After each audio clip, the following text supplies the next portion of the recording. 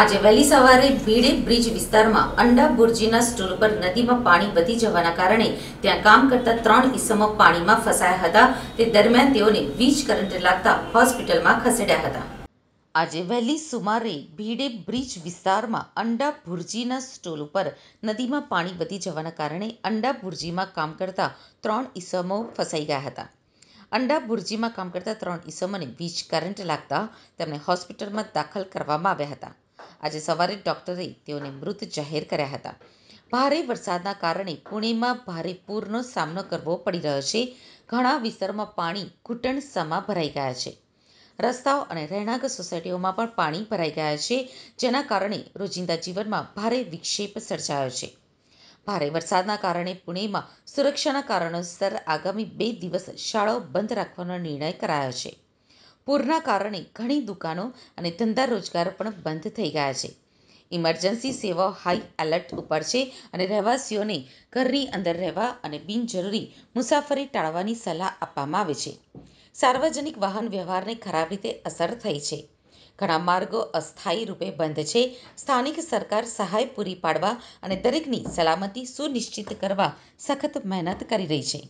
ઘણા વિસ્તારોમાં પાવર કટની જાણ કરવામાં આવી છે અને અધિકારીઓ શક્ય તેટલી વહેલી તકે વીજળી પુનઃ સ્થापित કરવા માટે काम કરી રહ્યા છે। मी 3:30 वाजल्यापासून एकता नगरी परिसरात आहे। इकडच्या लोकांनी मला फोन केले की पाणी आलेलं आहे म्हणून। इथे येण्याआधी मी पुणे महानगरपालिकेच्या अधिकाऱ्यांना फोन केले, आरोग्य विभागात फोन केला आणि फायर ब्रिगेड स्टेशनमध्ये सुद्धा फोन केला। त्यामध्ये उमरटकर साहेबांचा मला चांगला रिस्पॉन्स मिळाला। ते स्वतः इथे आले, त्यांची टीम सुद्धा इथे आलेली आहे। परंतु दरवर्षी पाणी सोडण्याआधी सूचना दिल्या जातात, तशा कोणत्याही सूचना इथं दिल्या गेल्या नाहीत। पाणी सोडलेलं आहे आणि आता ह्या लोकांची तारांबळ उडाली आहे। प्रत्येकाला गाड्या काढाव्या लागतात। पुढे जी दुकानं आहेत त्यांच्या त्या दुकानांमध्ये पाणी शिरलंय। ग्राउंड फ्लोअरला जी फ्लॅट्स आहेत त्या फ्लॅटमध्ये पाणी शिरलंय। किती इमारती पाणी खाली गेलेत आता इथे तुम्ही बघू शकता ही द्वारका जी आहे ही पूर्ण इमारत पाण्याखाली गेलेली आहे। इथे तुम्ही बघू शकताय। मॅडम वॉर्निंगला कोणी आलं नाही। पुढे जलपूजन सोसायटी आहे, शारदा सरोवर आहे, तिथे पाणी गेलेलं आहे। पूर्वनियोजन ह्याचं कधीही केलेलं असतं दरवर्षी, ह्या वेळेला तसं पूर्वनियोजन केलं गेलं नाही आहे पुणे महानगरपालिकेकडनं। नमस्कार, मी सुहास दिवसे, जिल्हाधिकारी पुणे। काल रात्री मावळ, मुळशी, बोरवेल्ला आणि खेड, जुन्नर, आंबेगाव या घाटमाथ्यावर खूप मोठ्या प्रमाणावर पाऊस पडलेला आहे।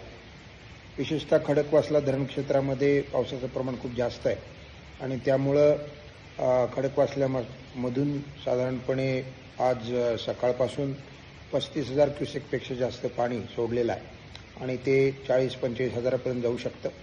फ्री कॅचमेंटमध्ये देखील खूप पाऊस असल्या कारणानं पुण्यामधील, पुणे शहरातील काही भाग, विशेषतः सिंहगड रोड, बावधन या परिसरामध्ये जो सखल भाग आहे तिथं पाणी शिरण्याची शक्यता आहे।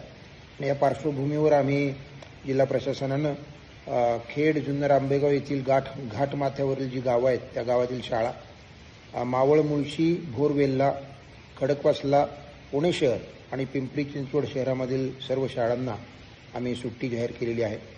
खबरदारीचा उपाय म्हणून सर्व ठिकाणी ज्या ठिकाणी पाणी शिरण्याची शक्यता आहे, जिथं पूल पाण्याखाली जाण्याची शक्यता आहे, त्या ठिकाणी महानगरपालिकेचे आणि आपत्ती व्यवस्थापनाचे अधिकारी आणि कर्मचारी तैनात आहेत। पोलीस प्रशासनाला देखील सतर्क राहण्याच्या सूचना दिलेल्या आहेत। पुणे आणि पिंपरी चिंचवड परिसरामध्ये पावसाच्या पाण्यामुळं आपण ट्रॅफिकमध्ये सुद्धा अडचणी येऊ शकतात। त्यामुळं शक्य असेल तरच आपण घराबाहेर पडा। खबरदारीच्या सर्व उपाययोजना नागरिकांनी घ्याव्यात असं मी आपल्याला आवाहन करतो। आम्ही आपल्याला रेग्युलर अपडेट देत राहू। येत्या 24 तास पुणे शहर, पिंपरी चिंचवड आणि घाटमाथ्यावरील सर्वच तालुक्यांना रेड अलर्ट आपण दिलेला आहे आणि त्यामुळे तेथील सर्व नागरिकांनी आवश्यक ती उपाययोजना किंवा खबरदारी घ्यावी आणि सावध राहावं अशी मी सर्वांना विनंती करतो। धन्यवाद। एडमिनिस्ट्रेशन फेल हो गया है। No, it's complete failure of the administration, क्योंकि जब उनको पता था इतनी बारिश होने वाली है, अलर्ट तक किया था, फिर रेड अलर्ट क्यों नहीं किया पहला।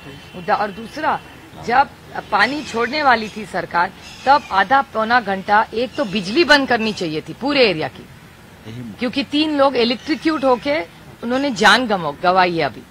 और पहले बिजली बंद करके सबको अलर्ट करके वो पूरा एरिया जो लो वाटर एरिया है, पता है आपको वहां फ्लडिंग होने वाली है, फ्लड एरिया है, वहां से लोगों को निकालना चाहिए था पहले, उसके बाद पानी छोड़ना चाहिए था।